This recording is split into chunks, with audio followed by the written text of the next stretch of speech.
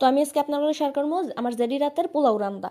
তো পোলাও রান্নার লগে আমি 1 কেজি চাউল লইছিলাম, কোনো মশলা না, কিচ্ছু না, একদম সিম্পল, যে কোনো কেউ রান্না করতে পারে। 1 কেজি চাল রাইস কুকারে বাটার 5 বাটা চাউল দিছি আর 10 বাটা দিছি, জল দিছি। কারণ হচ্ছে যদি পরিমাপ করে দেয় তাহলে আপনার ওইটা মানে লাগে যায় না, একদম ঝুরঝুরা হয়। তো তেল দিয়ে দিছি আরেক পাশের পাতিলে, এই যে মরিচ কুচি, আদা কুচি দিয়ে দিছি, তারপরে হচ্ছে কিশমিশ আর ওই পেস্টটা হচ্ছে গিয়ে কাজু বাদাম পেস্ট দিয়ে দিছি। হ্যাঁ, তো পরে দিমো হয়েছে যে তেজপাতা, লবঙ্গ, গোলমরিচ, এলাচি সব একবারই দিয়ে দিছি, কোনো এক্সট্রা কিচ্ছু না।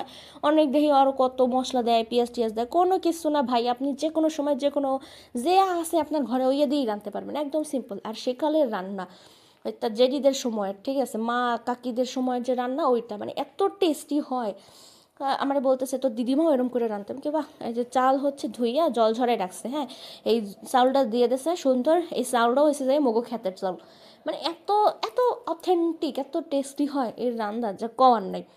তো এই সুন্দর করে লাইটা টাইটা এরপরে কইলো যে লবণ দিয়ে দিব, কিন্তু লবণটা আমি দেখাইতে পারি নাই। তো পরিমাণ মতো লবণ দিয়ে দিয়েছি, মানে যতটুকু দরকার। আর আমি কই এত চিনি কেন দাও পোলাওতে, কয় পোলাওতে বেশি চিনি দিলে নাকি টেস্ট বেশি লাগে, কিন্তু এই কথাটা সত্যি। ঠিক আছে, আপনারাও ট্রাই করে দেখতে পারেন। এরপরে দুধ দিয়ে দিয়েছি। আমি কি দুধ কিসের লেগে দিতে আছে, দুধ দিলে হয়েছে সুন্দর একালে সাদা সাদাও থাকে পোলাওটা, আবার হচ্ছে অন্যরকম একটা টেস্টও আসে। আমি তো জীবনে কোনো দিন কাউকে দুধ দিতে দেখি নাই, তো আমি কইলাম আচ্ছা ঠিক আছে, নতুন কিছু মনে হয়। তো আর কি, এই যে রানতে আছে, চেকে চেকে চেকে চেকে করে লাড়া বাড়া দিয়ে দিতে আছে। এরপরে যে জলটা ফুটাই রাখছিল সেই জলটা ঢেলে দিতেছে। জলের পরিমাণ ঠিক রাখতে হবে।